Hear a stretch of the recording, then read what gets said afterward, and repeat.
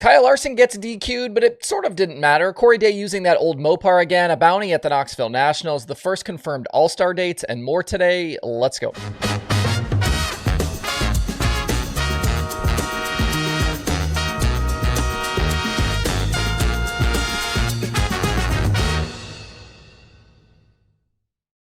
It's Monday, November 25th. I'm Justin Fiedler. This is DIRTRACKR Daily presented by Kubota Genuine Parts.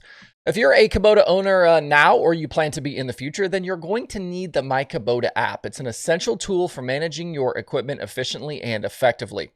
With real-time monitoring, maintenance reminders, and diagnostic alerts, myKubota streamlines operations and helps prevent breakdowns.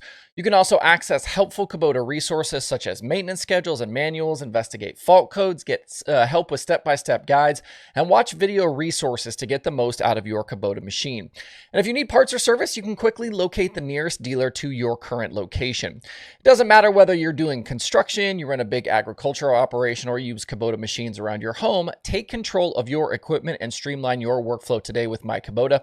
Download the app and experience the difference. You can find the app in the Google Play or Apple App Stores. You can click the links below in the video description on YouTube or scan the QR code on your screen.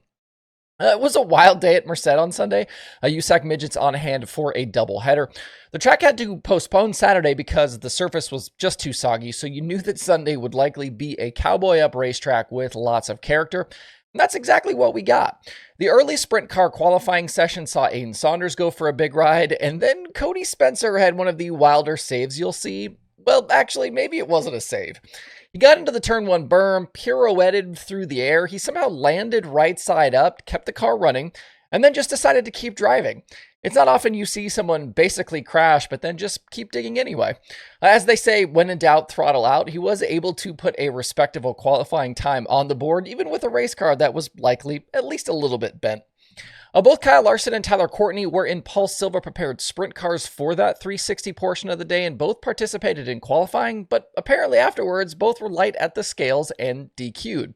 I was a bit surprised it wasn't more of a talking point on social media. Actually, I had to go do a little bit of digging to kind of find all of the details. During some track work, Drake York interviewed Larson, and he said they might be done for the night with the sprint cars and kind of in the aftermath of that. I'm not sure if that was a protest by Silva because of the scale situation or just maybe trying to preserve equipment and avoid having to come from the back in heat races on a difficult surface. DJ Neto ended up as the winner of that first 360 race. In the night program, several other teams decided to sit out, so we only had 11 sprint cars, but Larson and Sunshine, they were back.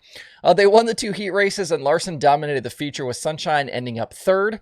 Feature one winner Neto was kind of in between them in second. Larson, though, nearly junked the 57 during that main event when he got over the track in turn 4. He was able to save it and continue. He later said he probably got a little bit too comfortable with how turn 3 and 4 were going, and just, it got away from him a little bit. The first midget feature of the doubleheader went to Corey Day. Day did that driving that Willie Kane car.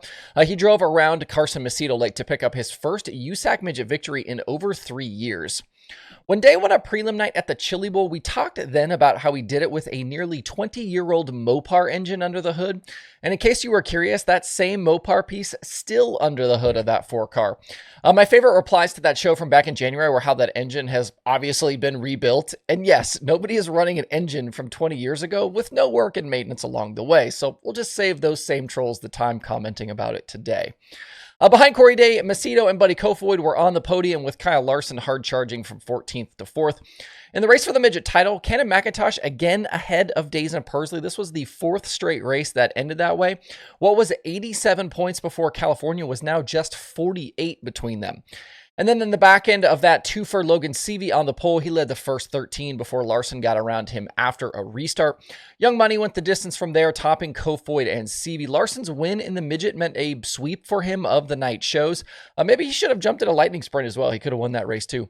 That streak, though, of McIntosh in front of Pursley did end with Days in 7th and McIntosh 9th. With 2 races left, the gap is now back up to 54 points. That's not impossible for Cannon Mac, but starting to look improbable. A quick note on Bakersfield. They are supposed to race tomorrow night there, but weather is looking a little bit iffy. The track shared to social media that they can push things to Wednesday if necessary. So if you're in the area, you're looking to attend, or if you're looking to watch this one online, keep that in mind. Racing may get pushed from Tuesday to Wednesday. I would say keep up with the Bakersfield and USAC social media and websites. I do want to hit on a few news items today as well. First, when the World of Outlaws schedule came out last week, several of the crown jewels next season had their payouts highlighted. We know that the High Bank Nationals at Huset's, that one's going to pay $250,000 to win again. And the King's Royal winner will get $200,000 in 2025. That one is up from $175,000 in 2024. The Knoxville Nationals, they added $5,000 to their winner share as well to bring it up to $195,000. But announced in recent days, that could go up even higher, up to $295,000. And that is if the winner is using a specific set of wheels and hubs. Wheel manufacturer Keizer has put up a $100,000 bonus if a driver running their stuff wins the Knoxville Nationals. In the release from the track, Keizer shared that the Nationals is kind of the one crown jewel that their wheels haven't won over the years. So they're hoping this added incentive will kind of fill the void. A little bit of a bounty here. If a team doesn't already have a contract or deal to run another manufacturer's wheels, it seems like a switch for the Nationals might just be worth it. The Nationals take place next year, August 6th through the 9th.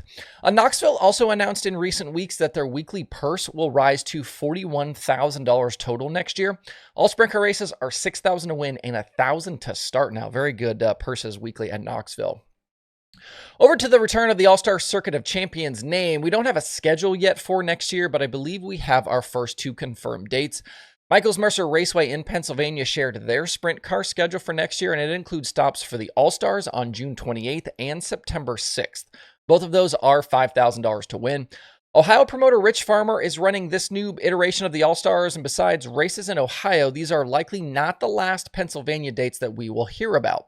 I've heard rumors of maybe All-Star trips to other states as well, including Michigan. With Farmer operating Fremont, you'd obviously expect races to happen there, plus Attica and elsewhere around Ohio. I've also been told that Farmer is working on locking up teams for this new series to be full-timers, and he's likely gotten at least a few commitments already. And then besides the All-Stars, Mercer will have two fast races, May 3rd and August 22nd. They're going to have Boss on June 7th and Western PA Speed Week on May 28th. That May 28th date will open Western PA Speed Week with PA Motor Speedway, Lernerville, Sharon, and Tri-City to follow. That happens through June 1st. That's the Daily Show for today. Make sure you stop by the show tomorrow because I'm doing a very cool giveaway thanks to my friends at Flow Racing. I teased this a little bit yesterday. You'll find out tomorrow how to participate in that. It may or may not involve tickets and VIP. That's the only hint I'm going to give you right now. All right. Hope you guys have a great Monday out there. We will see you right back here tomorrow.